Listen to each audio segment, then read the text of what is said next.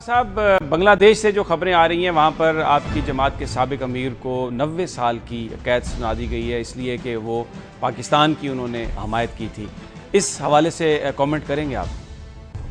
उनका पाकिस्तान की हिमायत करना आईनी कानूनी तौर पर 100% दुरुस्त था।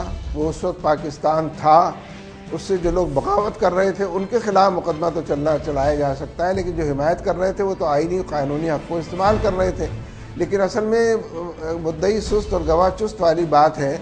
ये काम हुकूमत पाकिस्तान को करना चाहिए था। शेख मुजीब की हुकूमत में पाकिस्तान की हुकूमत के साथ एक मुआहदा कर लिया था, जो इनके पास रिकॉर्ड में मौजूद है, वो लेकर आना चाहिए था। और उसमें ये बात मौजूद थी कि अब कोई जंगी जराइम के हवाले से मुकदमात नहीं चलेंगे और तमाम मामलात को सेटल कर लिया गया है। तो अगर जहाँ एक तरफ हसीना वाजिद का मामला है कि उसकी पॉपुलैरिटी ज़ीरो पर आ गई है, उसका गिराफ नीचे गिर रहा है, इलेक्शन बिल्कुल सर पर आ गए हैं, वो अपने आप को बचाने के लिए और अपनी राय आमा को अपने साथ लेकर चलने के लिए इस तरह के हथकंडे इस्तेमाल किए हुए हैं। लेकिन हमारी हुकूमत ने उन लोगों को तन्हा और अकेला छोड़ दिया कि जिन्होंने उन तारीख़ों तक जब पाकिस्तान नक्शे पर मौजूद था उसकी हिमायत की थी, और ये कोई गैर कानूनी गैर आइनी काम नहीं किया था। मुझे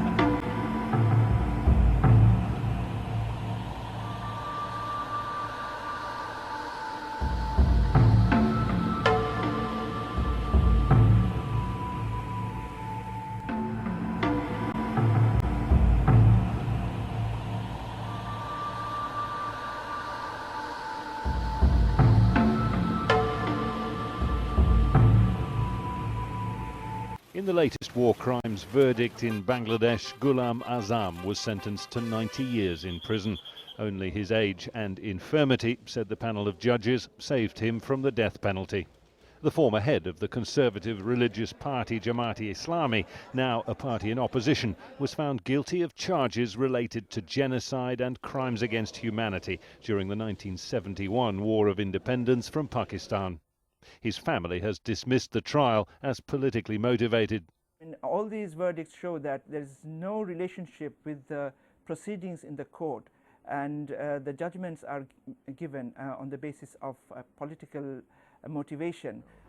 It's believed that in the war 42 years ago, pro-Pakistan groups colluded with Pakistani forces against the Bangladeshi revolutionaries.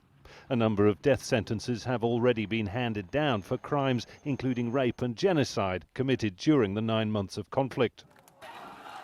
Following the verdict, members of the youth wing of Jamaat-e-Islami took to the streets in support of Ghulam Azam. Rival groups believe he should be executed. As a freedom fighter, I am happy with this verdict. He was the #1 war criminal, but I would be much happier if he was given the death penalty. The numbers are in dispute. Some say as many as 3 million people were killed. Others suggest far fewer. But what is not in doubt is that war crimes were committed. The question is whether justice is being done here. The government under Prime Minister Sheikh Hasina describes the trials as an effort to punish those accountable. But critics suggest Hasina is using the process for political effect. There are claims that with an election coming up, the government is trying to undermine the opposition. Also, that the war crimes tribunals fall short of international standards. But it is scenes like these, violent protests following war crimes verdicts delivered earlier this year, that will determine as much as anything whether long-awaited judgments do help heal old wounds or open new and dangerous divisions instead.